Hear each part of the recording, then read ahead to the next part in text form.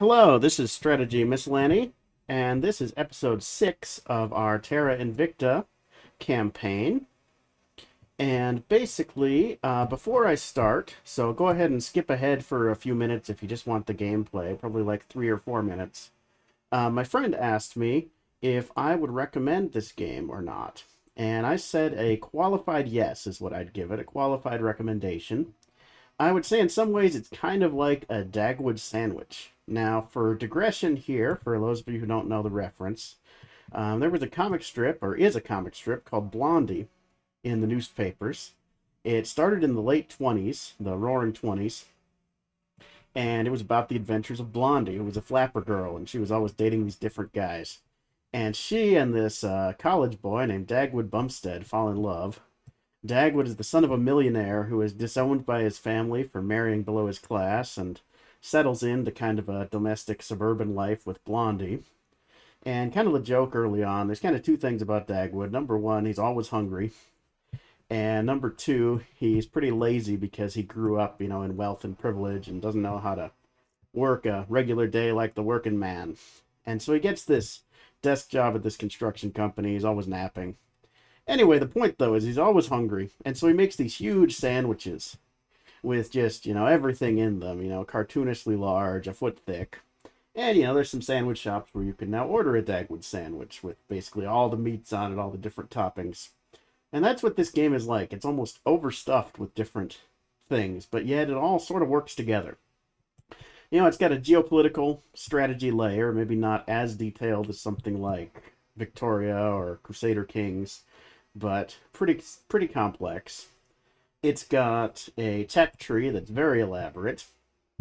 It's got a space economy simulation that has some abstractions, but is still pretty complex. It's got the whole solar system moving around.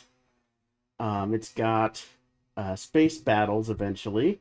Not as complex as, say, Children of a Dead Earth, and the space mechanics for moving ships around are not as complicated as, say, Kerbal Space Program. But it has all these bits together in one game. It feels like it shouldn't work, but it kind of does. On the other hand, it means that a campaign is going to be very long.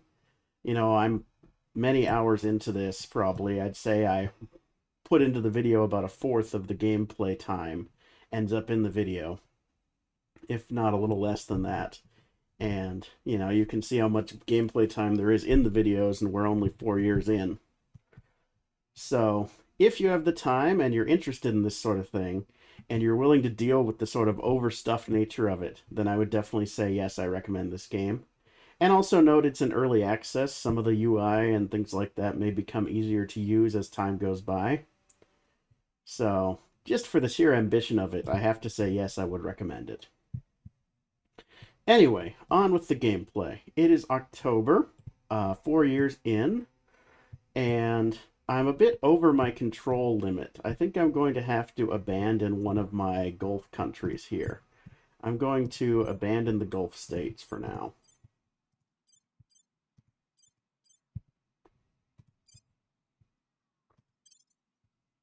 And that puts us pretty close to our control cap again, so that's good.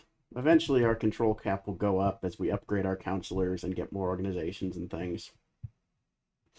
Now, in space, I'm basically waiting until I can get the boost to add a mining core to my Mars station. That's going to be 12.5 boost, so we're going to be there pretty soon. Of course, it'll take over a year for everything to get to Mars, because it's still being kind of assembled around Earth at this point. In the future, you can actually build spaceships to send outpost modules out with them, and they go a lot faster than probes. That's especially important if you're going out to the outer system. But for now, that's what we have. We will continue operations on Earth, although boost is becoming less of a priority as we can build more and more in space. More of a priority becomes mission control, basically logistically managing everything in space. And also research from our nations. So in the long run, I want to take Japan from the initiative, because it should be a good nation for generating research. Let me look at that real quick. Yeah, it's giving, 156 research, and they're not even really trying to put anything into research right now, so if I took it over, I could do better with it. And, you know, it just produces a lot of money too. Decent amount of funding, some boosts, some mission control. So, in the long run, the next step in our expansion is Japan. We're going to need more control points before we can do that, but I'll see what I can do, and on with the campaign. I'll report back in January.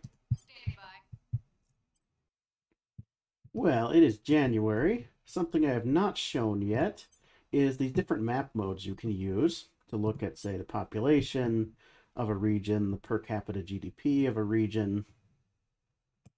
You can see Singapore is basically the richest in the world. The rest of my territories are not so wealthy.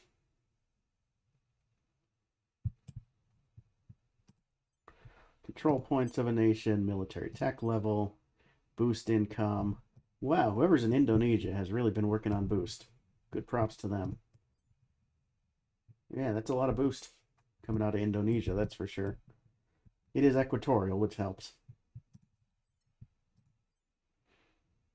But the one I was looking for, you know, unrest per nation, this can be a useful one to look at. Like Thailand has a lot of unrest. I may be able to do a coup there once I have a little room in my control points. And xenoforming level. So you can see there's some xenoforming going on in Vancouver. And there's some xenoforming going on in Jaipur. So far, that's the only ones I see, it looks like. If I were any other faction, I would be trying to get this under control, but as the servants, you kind of want xenoforming.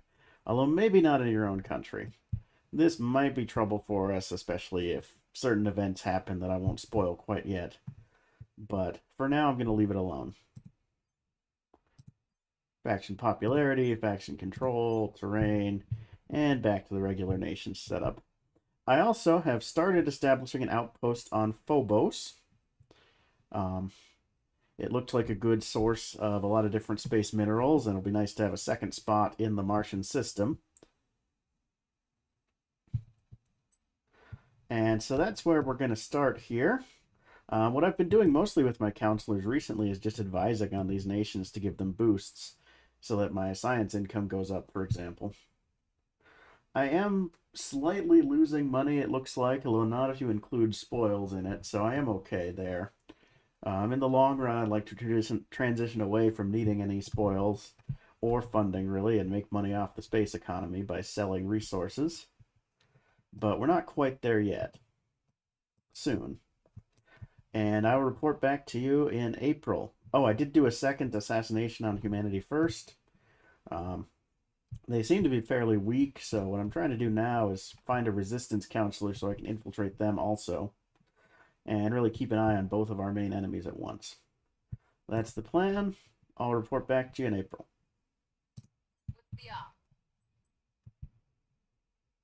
So we took a fairly decent org away from them.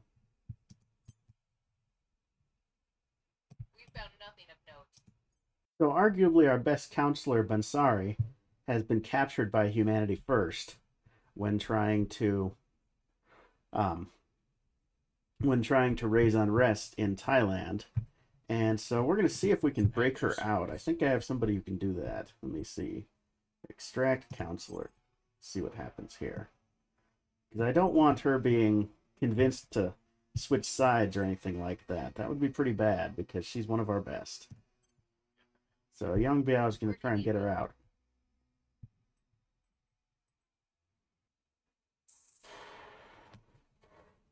And yes, it's a dark day for us. They struck back at our assassin, captured her, and then killed her.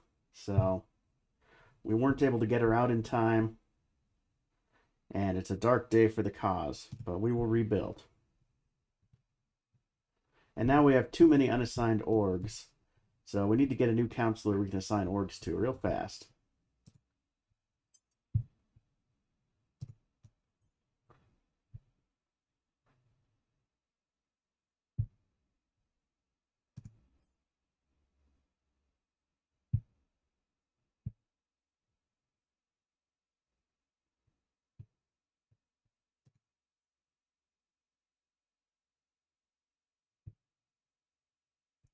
This guy would be good, I think.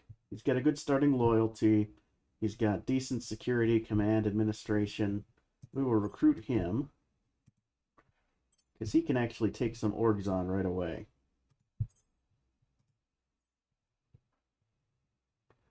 So let's start putting some of our unassigned orgs onto him.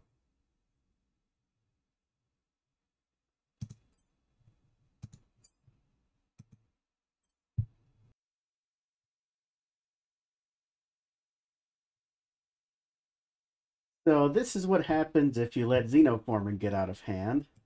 Basically, an alien kaiju monster shows up, or a massive grouping of alien megafauna, and apparently Earth megafauna, oddly enough, start rampaging through and smashing things up. And you kind of got to fight it with your armies, even if you're the servants, because it's not the sentient aliens, it's just a bunch of wild alien creatures, like a bunch of angry bears. So, unfortunately, we'll have to actually fight it. So I'm sending over this army to help. I've got one army in there already.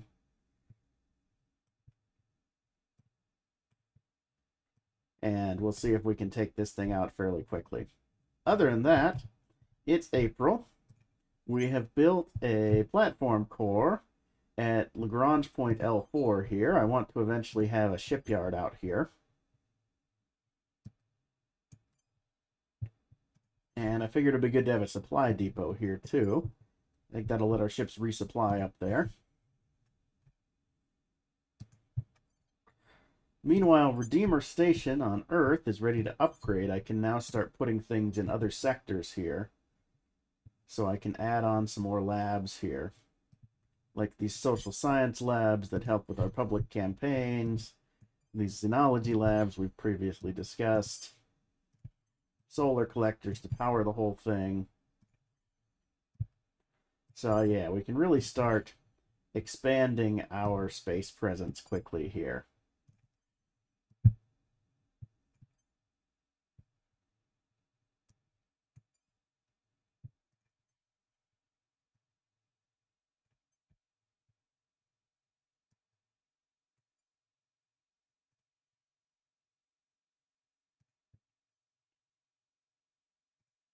Meanwhile, our Mars base is still in construction, of course.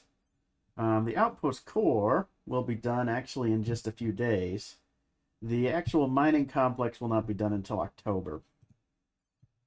And we are starting a base on Phobos, but that's even slower going as we started it much later. But we're on the way. We're continuing kind of a shadow war with Humanity First. They assassinated Bansari, one of our best counselors, but her death was not in vain. We're looking to take over Thailand from them, and later on the rest of Southeast Asia. And we've assassinated 3 of theirs, so we're getting the better of them so far, I would say. And that's how things are going right now. I will report back to you in in July, although probably with a quick update once we've defeated this alien megafauna.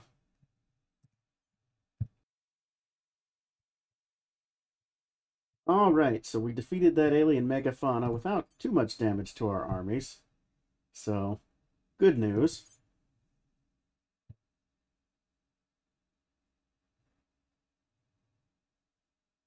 And in a way, they're related to the plants. It's kind of like they're ambulatory mushrooms related to the fungal network underground.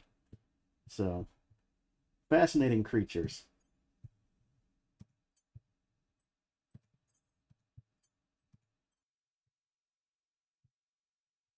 All right, it is July. Basically, we've been continuing on with projects we were doing previously. I am preparing to coup Thailand here. I've been raising unrest there, building up my popular support. Pretty soon, we should be able to launch a coup and take it out of Humanity First's hands, increasing our control over Southeast Asia. I am building a station in high orbit around Mars where I will build a construction module. I would also like to have one on Petra Station if possible. Take a look here.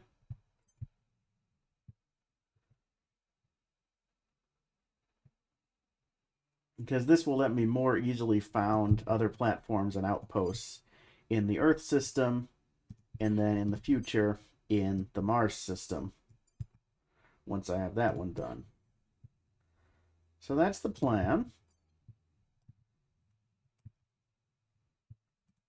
Redeemer Station, you can see, has finished its upgrades and is now considerably larger. Has a bunch of xenology, social science, materials labs on it. A supply depot. In terms of research, we're researching operations centers so we can actually start building mission control in space and basically self-controlling our space assets without needing mission control from Earth so much. And a space dock so we can actually start building spaceships if we need to. We probably won't for another couple of years or so, but it's at least giving us the chance to fabricate in space when we need to. Ready for orders. So I'll get back to work down here on Earth, and I will report to you in October. I think that'll be the end of this episode.